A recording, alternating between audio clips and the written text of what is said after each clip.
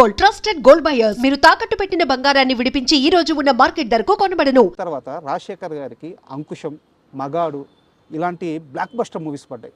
కానీ యాక్చువల్గా సుమన్ కానీ ఆ లెగసీ అలాగే కంటిన్యూ అయి ఉంటే, ఆ బ్రేక్ కానీ రాకుండా ఉండుంటే, ఇప్పుడు రాజశేఖర్కి ఏవైతే సినిమాలు పడ్డాయో ఆ సినిమాలన్నీ సుమన్వే అని చెప్పి ఒక టాక్ ఉంది.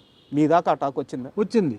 ఇప్పుడు నేను సినిమా ఫీల్డ్కి సంబంధం లేనివాడు సార్. సినిమా యాక్టర్ అవుతా అని చెప్పి ఫిలిం ఇన్స్టిట్యూట్కి వెళ్ళా. సినిమా యాక్టర్ అవుతా అని చెప్పి ప్రొడ్యూసర్ని కలవడం, డైరెక్టర్ని కలవడం, ఈ పనికి నేను వెళ్ళా సార్.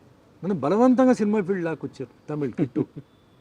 ఇప్పుడు యాస్పిరేషన్ ఉండేవాళ్ళు ఫిలిం ఇన్స్టిట్యూట్కి పోయి డ్రామాలు, ఆ రోజుల్లో డ్రామాలు చేయాలి, అది వేరే.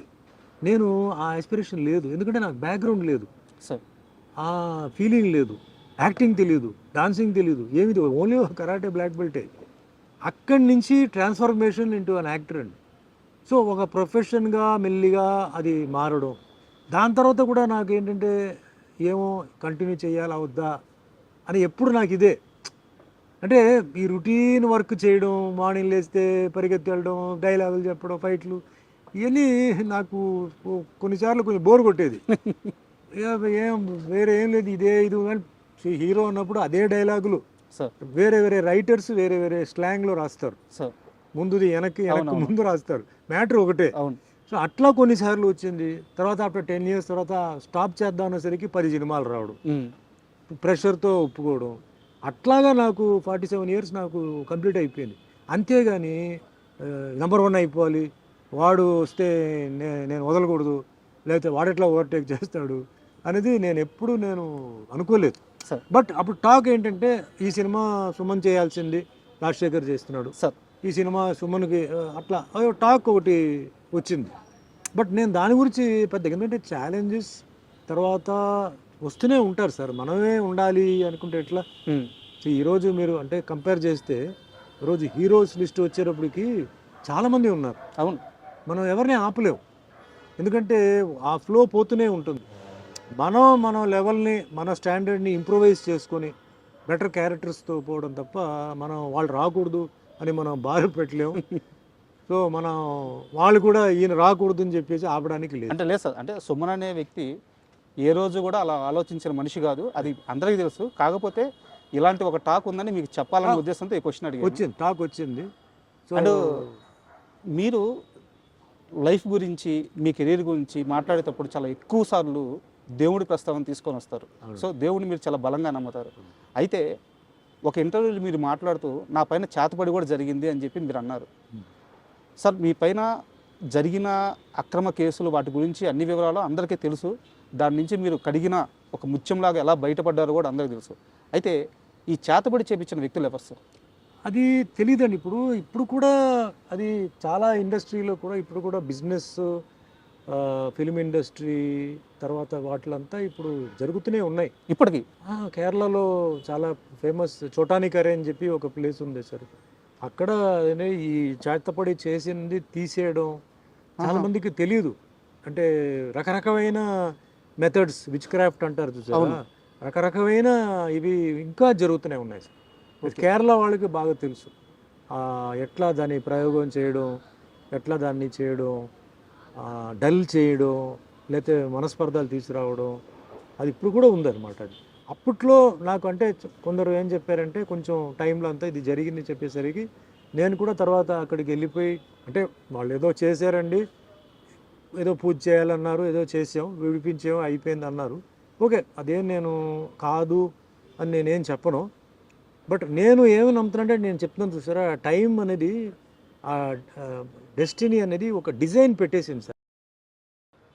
ఈ సంవత్సరం ఇది, ఈ సంవత్సరంలో ఈ నెల ఇది, ఈ నెలలో ఈ వారం ఇది, వారంలో ఈ రోజు ఇది, అది జరిగి తీరాలి, అది జరిగి తీరాలి సార్. అది నా ఎక్స్పీరియన్స్తో చెప్తున్నాను. మనం వేరే వాళ్ళ మీద చెప్పొచ్చు, వీడు తొక్కేసాడు, వీడు నొక్కేసాడు, వీడి వల్ల జరిగింది, వాడు.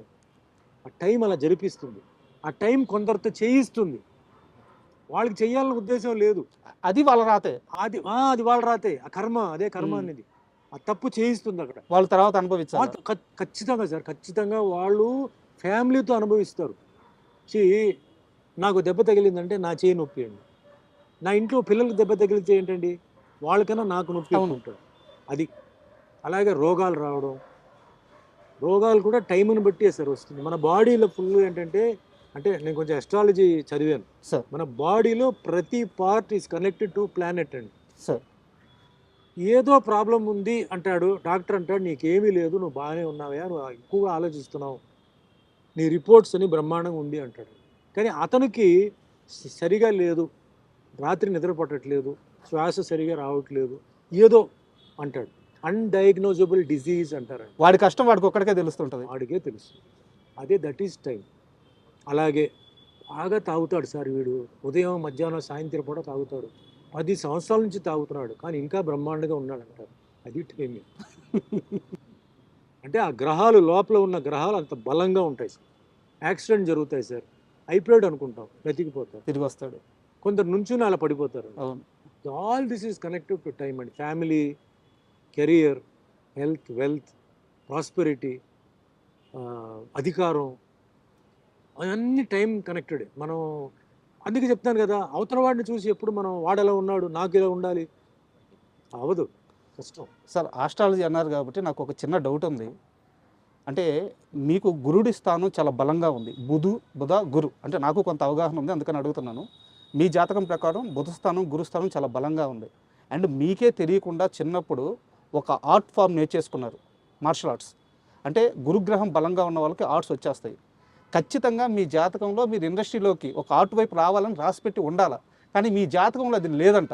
అవును. ఎలా సార్ ఇది పూర్తిగా విరుద్ధంగా ఉంది? అదే పైవాడు అండి, ఇక్కడే వస్తుంది. ఇప్పుడు అన్నిటికన్నా శక్తి అనేది మహాశక్తి సార్. ఆ శక్తి ఏంటంటే, ఇప్పుడు మనిషి జాతకం రాస్తాడు సార్, జాతకాన్ని కూడా ఉల్టా తిప్పగలిగే శక్తి పైవాడు సార్. ఓకే.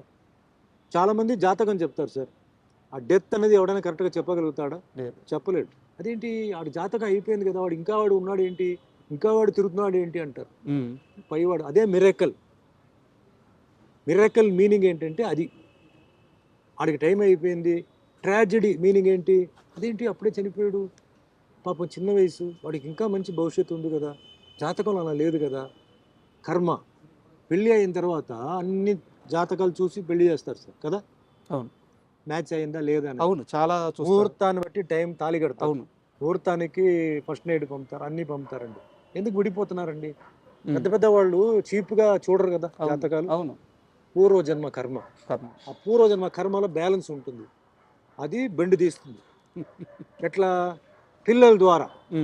ఎవడైతే తప్పు చేశాడో వాడేమనుకుంటాడు, నన్ను ఎవడేం పీకలేడు, నేను అది చేశాను ఇది చేశాను, వాడిని మోసం చేశాను అయ్యి అనుకుంటాడు. కానీ వాడికి ఒక మనసు ఉంటుంది కదా, దానికి ఫీలింగ్ ఉంటుంది కదా, అది ఫీలింగ్ ఇవ్వాలి కదా. ఎవరి ద్వారా? పిల్లల్ని బెండి తీస్తే వాడు ఏడుపుతాడు, లేదా వాడు ఏడవడు. సో కర్మ, ఆ కర్మ సిస్టమ్ అండి. You get what you give అంటారు. You give happiness, you get happiness. You give sorrow, you get sorrow. So ఆ కర్మ సిద్ధాంతం అక్కడ ఏంటంటే, అది బుక్లో ఎంటర్ అయిపోతుంది. మీరు ఏ తప్పు చేసినా అది ఎంటర్ అయిపోతుంది. ఎప్పుడు ఇవ్వాలి, ఏ విధంగా ఇవ్వాలి, ప్లేట్లో ఇవ్వాలా, ఆకులో ఇవ్వాలా, ఎట్లా ఇవ్వాలి అనేది డిసైడ్ చేసి మీ కరెక్ట్ టైంకి పెడుతుందండి. సార్ మీ జైలు